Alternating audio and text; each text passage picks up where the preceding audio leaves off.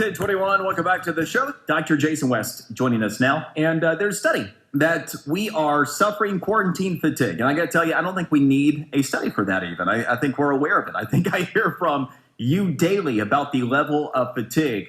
Now, Dr. West, we take a look at people that have grown frustrated. And for example, in South Florida, it's becoming magnified for a couple of reasons. One, now here we are and it is warm. The beaches are beautiful and they are still shut down.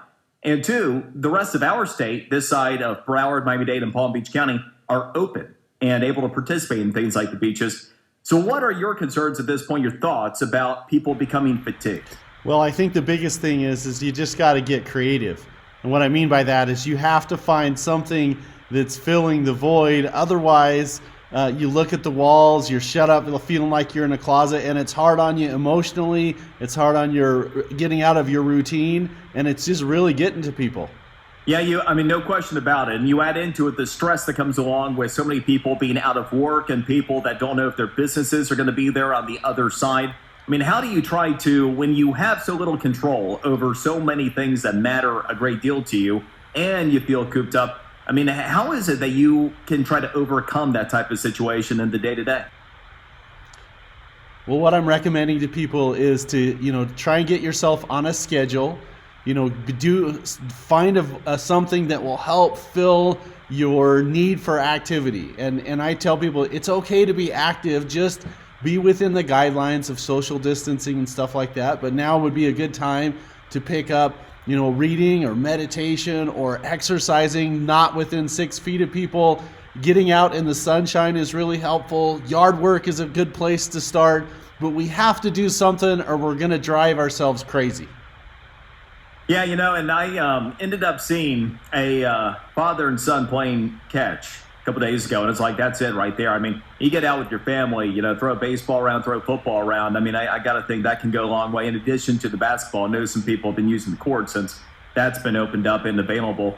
In terms of the medical front, we see some of what is taking place here. Is there anything that you're watching in particular as we are into phase 1 reopening in most of the country that you're mindful of and that might point towards more optimism? Well, certainly I'm paying attention to the statistics just like everybody else.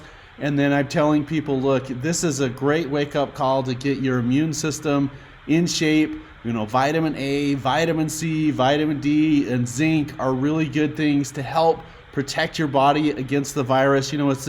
It's very transmissible. It seems a high likelihood that everybody's eventually going to be exposed to it. The ability to reduce risk factors and make sure that your body has building blocks so that when it does get exposed, it has the resources to fight it off, I think is just a really good advice and really good things that we can do now, because eventually we're going to run across this virus.